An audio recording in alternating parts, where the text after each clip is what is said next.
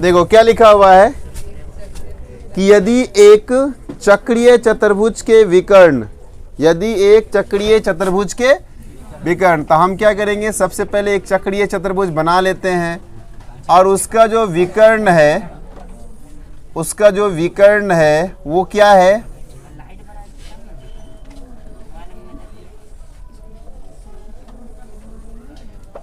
वृत्त का व्यास है। तो हम लिखेंगे ए बी सी डी और ये है ओ, है ना। ओ क्या है, वृत्त का व्यास। दिया हुआ है, लिखोगे, दिया है सी ओ आर, एक क्या है, वृत्त है जिसमें ए सी और बी डी दो व्यास है ना, जिसमें क्या है, ए सी तथा बी डी दो क्या है, व्यास है, जो कि, है ना, जो कि चक्रीय चतुर्भुज का, जो कि चक्रीय चतुर्भुज का क्या है, विकर्ण है। क्या है, विकर्ण है। आपको सिद्ध क्या करना है ये बताइए। सिद्ध करना है कि ए बी सी डी एक, अब बताइए आयत की क्या क्या विशेषता हो सकती है, सम्मुख भुजा बराबर हो, है ना, यानी ए बी बराबर सी डी होना चाहिए और साथ में बी सी किसके बराबर होगा, बी सी किसके बराबर होगा, ए डी के बराबर होना चाहिए। ये दो। दूसरी बात है, अगर ये नहीं हुआ तो प्रत्येक कोण 90 डिग्री होना चाहिए। प्रत्येक कोण कितना डिग्री का, 90 डिग्री, अर्थात कोण ए बराबर कोण बी बराबर कोण सी बराबर कोण डी बराबर कितना, 90 डिग्री। कोई दिक्कत नहीं। और तीसरी बात है, अगर ये भी नहीं हुआ तो विकर्ण बराबर होना चाहिए, नहीं होना चाहिए, यानी विकर्ण, विकर्ण ए सी बराबर विकर्ण, विकर्ण बी डी, विकर्ण बी डी, है ना। ये तीन में से कम दो को हमको बराबर करना है। तीन चीज है, तीन में से दो को बराबर कर देना। तो भुजा के बारे में हमें कोई जानकारी यहाँ पर नहीं मिलती है, ठीक है, भुजा के बारे में कोई जानकारी नहीं मिलती।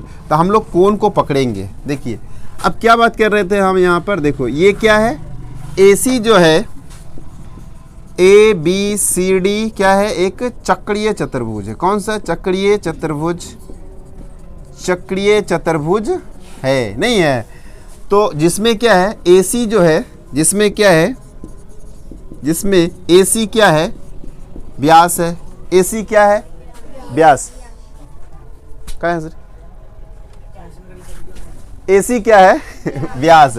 अब व्यास पर कितना डिग्री कोण बनता है ये बताओ। एक व्यास पर कितना डिग्री, 180 डिग्री। एक व्यास पर कितना डिग्री का, अगर हम लोग पीछे की बात करेंगे, नहीं, एक व्यास पर कितना डिग्री कोण बनता है, अर्थात कोण ए ओ सी बराबर कितना बनेगा, राइट। ये जानते हैं, सब जानते हैं, व्यास पर कितना बनता है, कोई दिक्कत नहीं यहाँ तक में। अब देखो इसके अपोजिट में ये एंगल दिख रहा है, नहीं दिख रहा है आपको, कौन सा एंगल, बी वाला, नहीं दिख रहा है। हम क्या जानते हैं, जितना एंगल केंद्र पे बनता है उसका आधा वृत्त के अन्य भागों में बनता है। कौन सा प्रमेय में, 10.8 में। कौन सा प्रमेय में, अर्थात एंगल ए बी सी, अर्थात आप लिख सकते हैं angle A B C half angle कौन सा होगा, ए ओ सी, नहीं, half angle A O C, अर्थात angle A B C half angle A O C कितना है, ए ओ सी कितना है, 180 नहीं है, नहीं है, ए ओ सी गलत है, ए ओ सी कितना है, 180। तो यहाँ भी कितना होगा, 180 होगा। 2 से क्या कीजिएगा, कटा दीजिए। तो ए बी सी, या फिर हम सिर्फ सिंगल बी भी लिख सकते हैं, एंगल बी बराबर कितना डिग्री, यस या नो, इसमें सहमत है ना सभी आदमी। दूसरी बात है, अगर हम इधर से नहीं एंगल लेके इधर से भी तो ले सकते हैं, नहीं ले सकते हैं।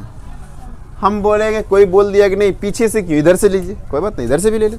तो एंगल यहाँ से भी अगर हम लोग AOC की बात करें तो यहाँ भी 180, चूंकि ये भी क्या है, 82 है। तो इस साइड से अगर लेंगे तो ये एंगल उसका आधा होगा कि नहीं। तो एंगल यहाँ पर लिखे नहीं हम, क्या लिखिएगा यहाँ पर, प्रमेय, ये प्रमेय कौन सा, प्रमेय 10.8 से, प्रमेय कहाँ से लिखिएगा यहाँ पर, प्रमेय 10.8 से। तो इसी प्रकार लिख लीजिए, नीचे आ जाते तब। इसी प्रकार एंगल कौन सा, पीछे वाला अगर AOC की हम बात करें तो यहाँ भी कितना होगा 180, और इस हिसाब से अगर हम लोग D की बात करें तो कौन सा एंगल ADC बराबर 1/2 क्या होगा AOC, यहाँ भी कहाँ से, प्रमेय 10.8 से। तो अर्थात क्या हो गया, एंगल ADC बराबर 1/2 गुना कितना हो गया 100, फिर कटा देंगे कितना होगा 90, या सिंगल D भी लिख सकते हैं, एंगल D बराबर कितना, यस या नो, नहीं होगा। अब हम इस विकर्ण को छोड़ देते हैं, दूसरा विकर्ण को पकड़ लेते हैं। आप कहिएगा सर AC को क्यों लिए, BD को काहे लिए, लीजिए अब लेके आ गए हम BD को। नहीं, BD भी क्या है, व्यास है। नहीं, BD भी क्या लिखिएगा, BD चक्रीय चतुर्भुज ABCD का क्या है, व्यास है। क्या है, व्यास। अर्थात एंगल जो होगा, यहाँ जो एंगल है ना O, नहीं A यानी BOD एंगल कौन सा, क्या 180 नहीं होगा।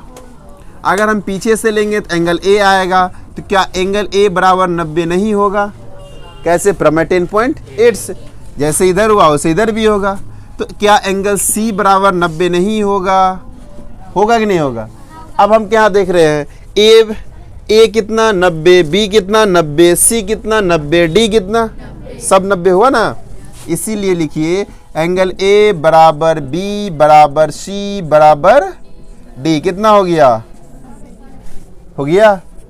और दूसरी बात है, अब हम जानते हैं क्या, वृत्त का व्यास हमेशा बराबर होता है, नहीं होता है। वृत्त का व्यास हमेशा, चाहे कोई भी व्यास हो, AB हो या CD हो, व्यास किधरों से खींचेंगे, जैसे त्रिज्या हमेशा बराबर होता है, उसी प्रकार से वृत्त का व्यास भी बराबर होता है। तो वृत्त का व्यास कौन है भाई, AC और BD नहीं है, AC और BD क्यों बराबर है, क्योंकि ये वृत्त का क्या है, व्यास है। और व्यास है ना, डायमीटर इज ऑलवेज इक्वल, है ना, डायमीटर इज ऑलवेज इक्वल। जैसे क्या रेडियस यानी त्रिज्या जैसे बराबर होता है, उसी प्रकार से क्या व्यास भी क्या होता है, बराबर होता है। तो यहाँ से हम लोग लिख सकते हैं विकर्ण AC बराबर विकर्ण, दो चीज प्रूफ कर दिए ना, इसलिए तो हम कंफर्म कह सकते हैं कि जो ABCD है वो क्या है, क्या है ये बताइए, आयत। और इसी को क्या करना था,